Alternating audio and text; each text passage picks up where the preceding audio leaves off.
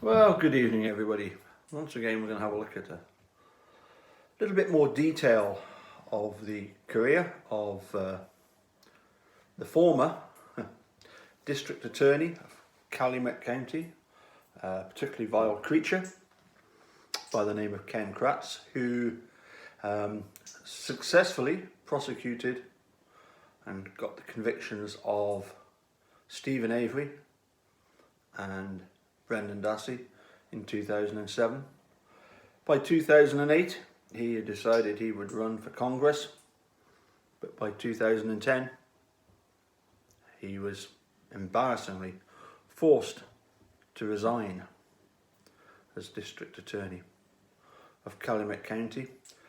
And we're going to have a look at his second victim. This is from the Wisconsin Department of Justice reports into the actions of Ken Kratz.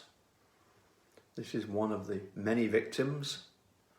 Victim number 2. We've already looked obviously at Stephanie Van Grohl. Next up we have a lady, I believe, from a slightly Hispanic background, although her name is Maria Ruskovich. And it was actually in June of 2008 that Maria got in touch with the Sweaty Prize, asking for assistance in receiving a pardon for a drug offence from about 10 years previously. And to begin with, the former Calumet District Attorney was helpful in a way, and they had a meeting, but towards the end of that meeting it became clear to Maria what Ken Kratz was primarily interested in, not really in helping her with this pardon, although, as I say, he went along with that, but he wanted a bit of return on his investment of time in spending time with Maria. So he steered the conversation towards things that would interest him of a sexual matter. He started talking about what her thoughts were on affairs. For example, a boss having an affair with a secretary. Rather bizarrely, a babysitter having an affair with the child that he or she is looking after. And most significantly, I suppose, an age gap. What were her thoughts on age gap?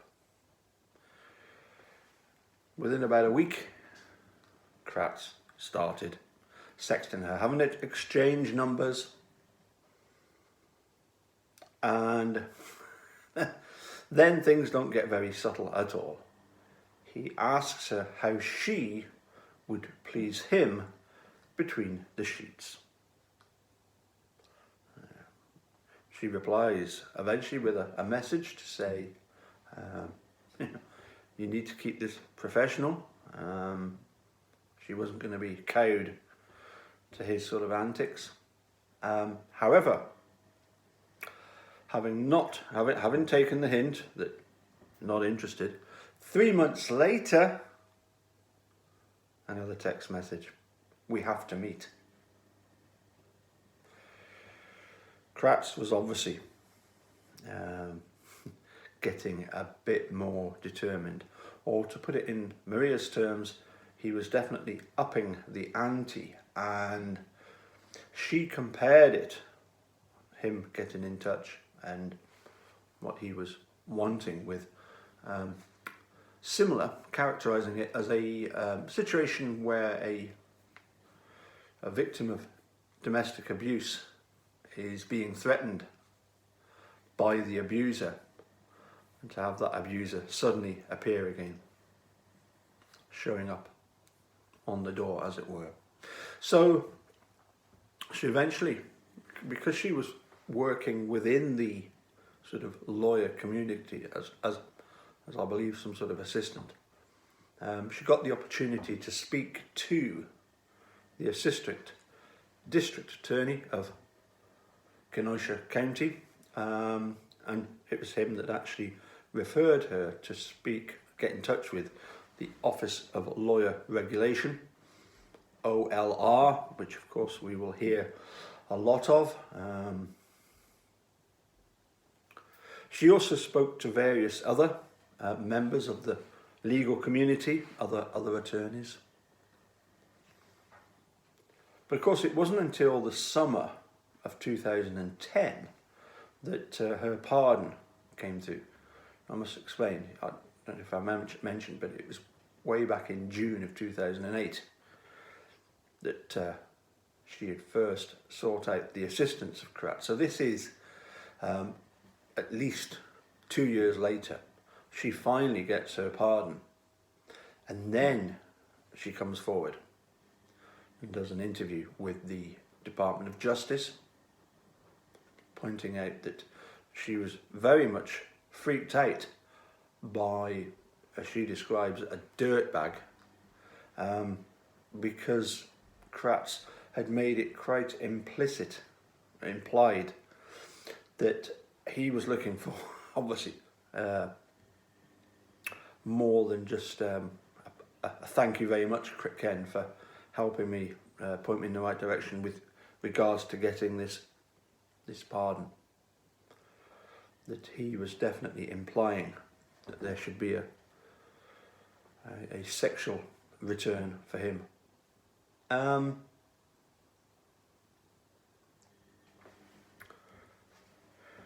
When we got to about the third last or second last phone conversation with Sheriff Herman, he got very upset on the phone. In a previous email, I had pointed out his cowardice ways, and he was really upset at being called a coward. Really upset. It was almost genuine upset at me referring to him as that. And I know how much people in law enforcement get upset, therefore, at being called a coward. But when it comes to Ken Kratz, the term is totally justified. Kratz, you are a complete coward.